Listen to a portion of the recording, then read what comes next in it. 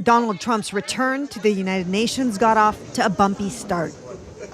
This broken escalator working its way into his grievances at the podium. I ended 7 wars, dealt with the leaders of each and every one of these countries, and never even received a phone call from the United Nations offering to help in finalizing the deal.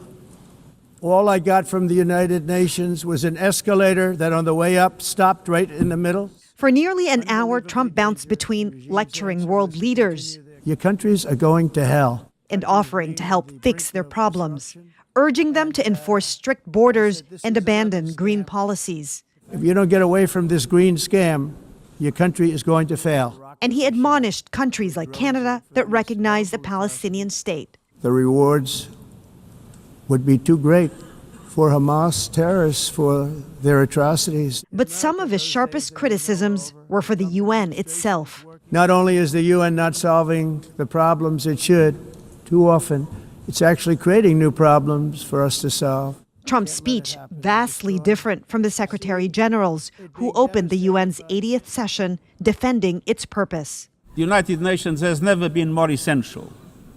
The world needs our unique legitimacy, our convening power. And also rallying the world to champion clean energy. Excellencies, fossil fuels are a losing bet. The clashing of those ideas clear. But when the two leaders sat down for a meeting right after their speeches, a stark change in tone. We are entirely at your disposal to be able to work together for a just peace in the world, based on our common values. Our country is behind the United Nations 100%. I think the potential of the United Nations is incredible, really incredible. It can do so much. So I'm behind it. I may disagree with it sometimes, but I am so behind it.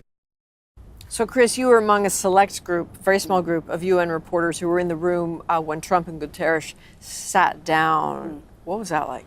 You know what I saw in there, Adrian, is President Trump making a point of projecting American power. He had his Secretary of State, his new UN ambassador, his chief of staff, and his chief negotiator in the Middle East sitting next to him in that meeting. Now, that said, Trump says that he's putting that power behind the United Nations, and that just doesn't track. He's pulled out of UN agencies. The U.S. owes more than $1 billion in contributions. He's dismissed decisions by the international courts. What to do about that? That room was full of reporters. We tried to get those questions in, but we were very quickly shuffled out. I don't doubt that for a second. All right, Chris, thank you.